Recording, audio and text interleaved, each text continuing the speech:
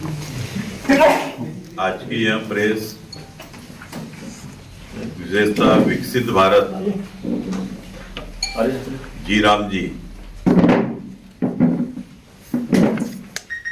यहाँ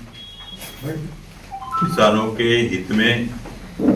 मजदूरों के हित में जो केंद्र सरकार ने कानून लाया है उसके बारे में जानकारी देने हेतु यह पत्रकार परिषद आयोजित की गई है। हम सबको पता है कि 2004 में नरेगा के माध्यम से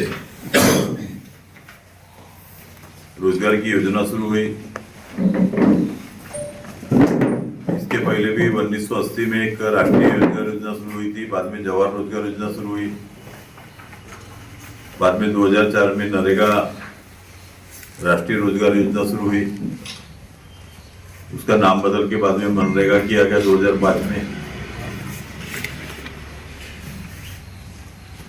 लेकिन यह जो मनरेगा योजना थी इसका गाजा बाजा कांग्रेस ने बहुत किया, लेकिन 2004 से लेकर 2014 तक के इस योजना के माध्यम से मात्र 3.25 लाख करोड़ रुपए ही 10 वर्ष में कांग्रेस की सरकार ने खर्च किए।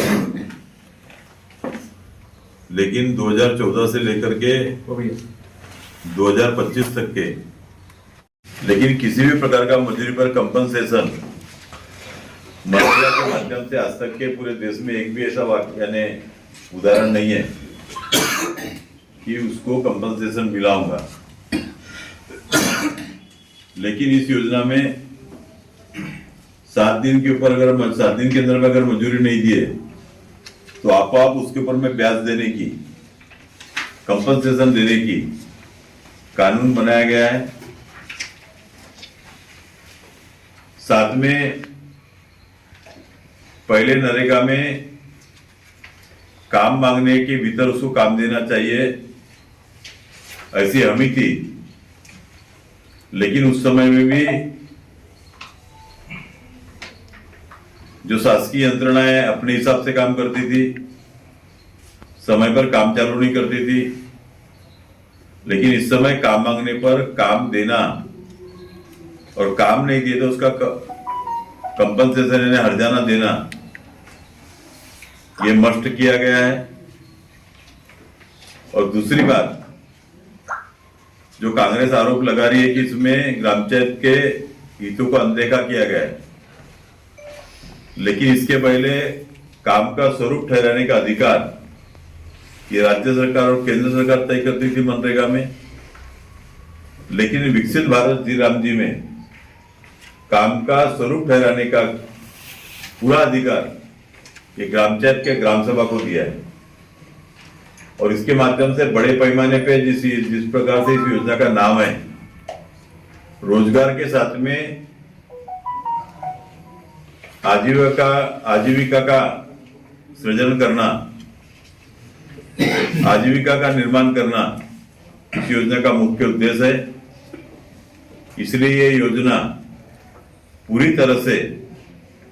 किसान के हितैषी है, मजदूरों के हितैषी है। इसमें पीने के पानी से लेकर के सिंचाई के पानी तक के सभी प्रकार के काम हम इस योजना के माध्यम से कर सकेंगे। सिंचाई को किसान के इंडिविजुअल काम भी, सार्वजनिक जो हमारे जो तालाब नाले रहते हैं इनके पर तो काम कर सकेंगे, लेकिन किसानों के खेत में इंडिविजुअल काम भी, जैसे कि उसको कुआं खोदना है, खुद के खेत में अगर तालाब बनाना है। इतना ही नहीं, अगर पूर्व के समय में किसी प्रकार की आपत्ति आती है गांव में या किसानी के ऊपर या कहीं पर भी, तो पूर्व नियंत्रण के भी पूरे काम निश्चित तौर पे इस योजना के माध्यम से किए जा सकेंगे। और सबसे बड़ी बात, यह योजना में एक किसानों का हित देखते हुए जिस समय किसानी के काम शुरू रहते हर जगह में अलग अलग प्रकार का क्राफ्ट पैटर्न है और उस क्राफ्ट पैटर्न को देखते हुए स्थानीय स्तर पर जिलाधिकारी जो समय निश्चित करेंगे ऐसे 60 दिन तक के इस योजना को बंद रखना है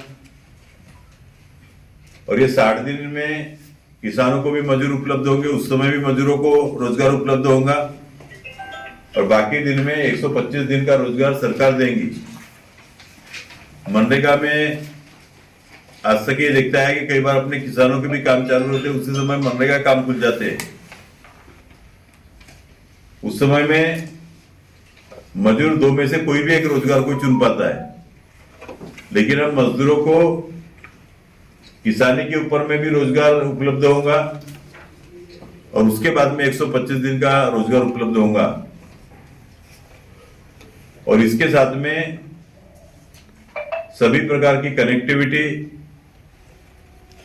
पानी से संबंधित कोई भी काम, पूर्ण नियंत्रित पूरे काम, खेती से संबंधित काम, इतना ही नहीं सहकार क्षेत्र में जो अनेक प्रकार के डेवलपमेंट के काम रहते हैं, जैसा कि भाई कृषि गोदाम होगा या अन्य कई काम होंगे, उनकी दुरुस्ती, उसके साथ में जो स्थानिक स्वराज संस्था के माध्यम से जितने शासकीय कार्यालय रहते हैं, जैसे गांव में स्कूल रहती है, आंगनवाड़ी रहती है, इसके ऊपर भी हम पैसा खर्च कर चुकेंगे। खेल के मैदान है, यानी विविधता से गांव का समग्र विकास, जो मोदी जी ने सपना देखा कि 2047 में विकसित भारत का निर्माण करना है, उस दृष्टि से इस योजना के माध्यम से गांव का आराखड़ा बनाने का काम ये गांव की ग्राम सभा करेंगी और ग्राम सभा के माध्यम से आराखड़ा बनने के बाद में नियोजनबद्ध तरीके से सभी को रोजगार मिले और रोजगार के साथ में एक एसेट यानी एक संपत्ति तैयार हो, साथ में कृषि क्षेत्र को बढ़ावा मिले, गांव की सभी शासकीय संस्थाओं को बढ़ावा मिले, उनका मजबूतीकरण हो। इस प्रकार से इस योजना के माध्यम से सरकार ने इस कानून को लाया है और मुझे पूर्ण विश्वास है कि गोंदिया जिला रोजगार योजना में काम मांगने की दृष्टि से देश के गिने चुने जिले में आता है और लगातार यहाँ पर बड़े पैमाने पर रोजगार की मांग रहती है। उस दृष्टि से भी गोंदिया जिले को बहुत बड़ा फायदा पूरे भारत और राज्य के साथ में इस योजना के माध्यम से गोंदिया जिले को होने वाला है। मनरेगा में जो कुछ त्रुटियां थी, कोई भी योजना का एक ऑडिट होना चाहिए, लेकिन सामाजिक अंकेक्षण हम पूरी तरह से मनरेगा में नहीं कर पाए। अनेक जगहों में हमने देखा कि उसका दुरुपयोग हुआ, बहुत सारे दुरुपयोग के मामले, गैर व्यवहार के मामले उसमें सामने आए। उसमें कहीं भी टेक्नोलॉजी का समावेश नहीं था, लेकिन विकसित भारत जीराम जी है जो रोजगार की हमी और उपजीविका की हमी देने वाला जो कानून है, यह पूरी तरह से टेक्नोलॉजी पर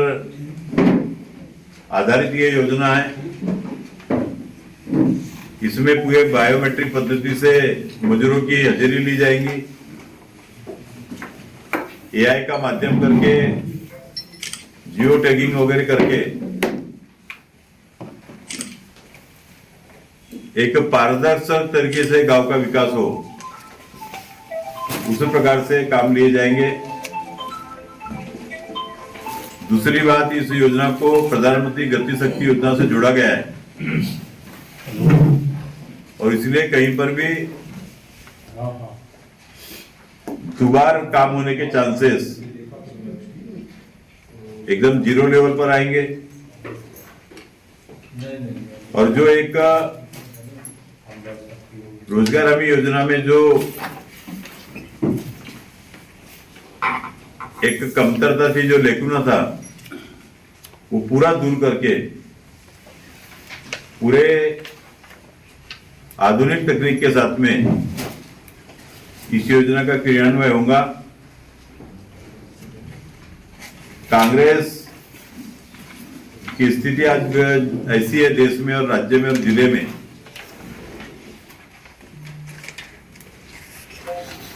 कि वो लोगों को उन्होंने क्या किया ये बताने के लिए उनके पास में कुछ भी मुद्दे नहीं है। इसलिए कुछ तो भी फेक नैरेटिव फैला करके लोगों को संभ्रमित करना, ये एक ही काम उनके हाथ में बचा है। कांग्रेस के राज में गरीबी का दर 25% के ऊपर में था, लेकिन आज पिछले 10 साल में नरेगा या बाकी योजना के माध्यम से जो मोदी सरकार ने काम किया है, तो गरीबी का दर 5% के नीचे आया है।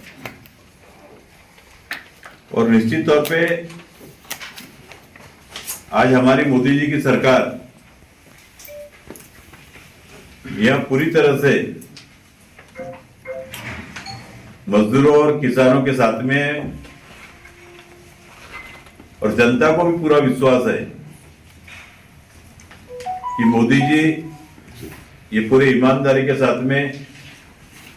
देश को आगे ले जाना चाहते हैं। पूरा भरोसा मोदी जी के ऊपर में, मोदी जी की सरकार के ऊपर में जनता का है। इसलिए मुझे लगता है कि इस योजना के ऊपर में जनता पूरे विश्वास के साथ में अपनाएंगी और आने वाले समय में इस योजना के माध्यम से हम नई क्रांति लाने का निश्चित तौर पे काम पूरी यंत्रणा के साथ मिलकर के करेंगे।